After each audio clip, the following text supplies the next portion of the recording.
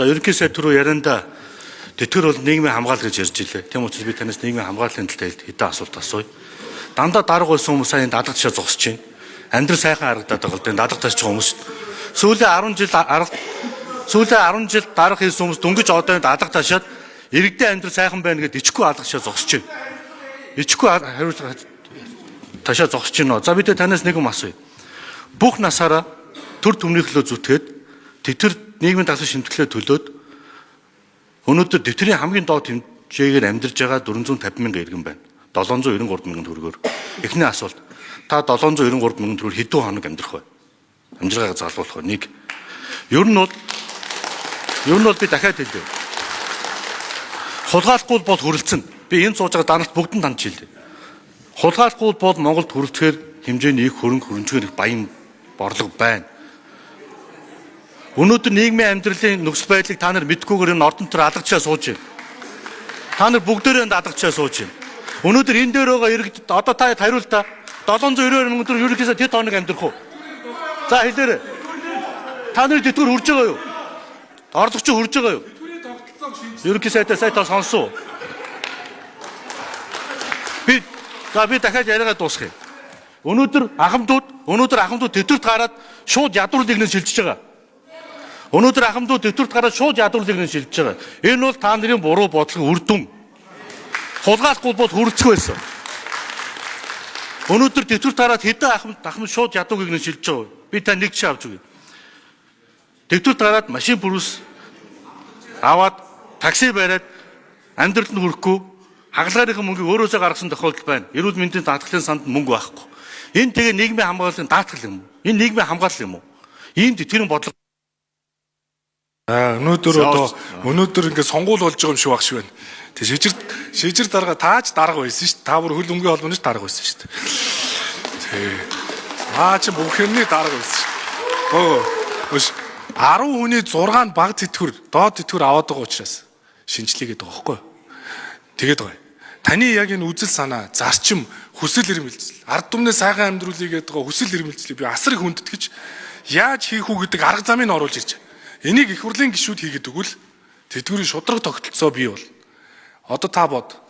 Тэтгэврийн доод хэмжээгээр тэтгэвэр авч байгаа 57%-ийн 3/1 нь 25 жилээс дээш ажилласан байхгүй. 25-аас дээш жил ажиллачаад тэтгэврийн доод хэмжээ аваад байгаа байхгүй. 13 оноос өмнөх нь сая 400-аар 18 оноос өмнөх нь 2 сая 400-аас цалин бодуулчаад хэдхэн жилийн зөрүүн дээр тэтгэврт гарчаад хоорондоо зөрөөд байгаа байхгүй. Энд 140 мянган хүн байгаа. Тэтгэвэр авагч 504 мянган хүн байгаа. Тэднэрт баталгаа тэтгэврийг ажилласан жилээр нь бодж хийхгүй бол энэ нийгмийн даатгалын сангийн чи алдагдал жил ирэх тусам багасаад байгаа байхгүй. 90 оны баг тэрэлтийн үеийнхэн чинь 60 оны их тэрэлтийн үеийнхний тэтгэврийг нуруунд дээр үүрээд явахаар нөгөө хоёр залуу хүн үүрээд явдаг байсан чи одоо нэг залуу хүн үүрээ явахаар удахгүй сөхөрөх гээд байгаа байхгүй. Нийгмийн даатгалын сан чинь 50 онд 40 их 80 руу хүрэх гээд байгаа байхгүй. Төсөв баталж чадахгүй болох гээд байгаа.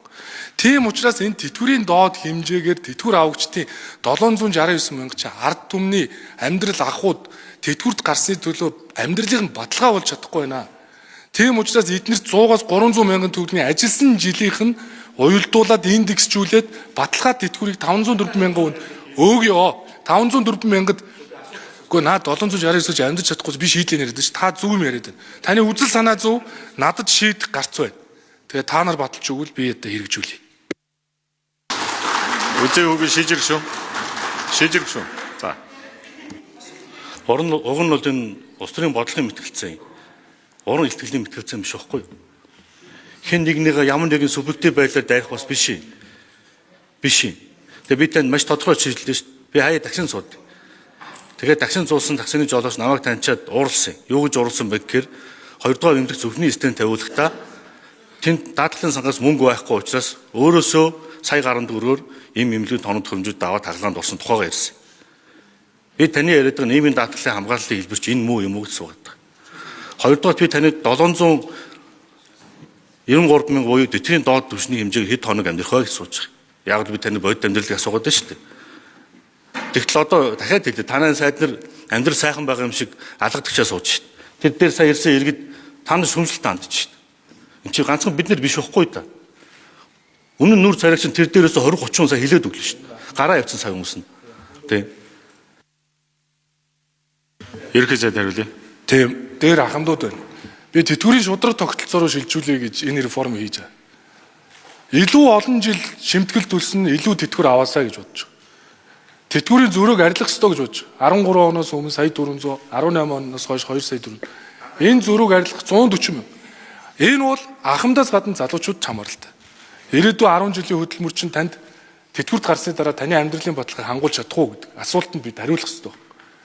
Одоо хүмүүс яагаад тэтгэврийн насаа наашлуулад эрт гарыг гэж байгаа. Илүү олон жил төлөөд өндөр тогтоохгүй юм чи эрт гарсан дээр ч тэгж үзэж байгаа. Тийм учраас 10% тэтгэвэр нэмлээгээ таны яриад байгаа тэтгэврийн доод хэмжээгээр нэмж байгаа дээр 10%, өндөр дээр 10% нэмэхээр дахиад ялгаа үүсээд байгаа юм аа. Адилхан хөдөлмөр ихэлсэн юм. Тэгэхээр тогтолцоог шинжилж. За шижир гишүүнэ. Би бол нөө кабинет дээр өөрөө ингэж real timer мэдээлэл авч хардаг ярьдаг хүн шүү. Бас тэрийг бас ялгаарай. Би тэгж 10 хоногийн өмнөх мэдээлэлээр ярихгүй. Гэхдээ амьдрч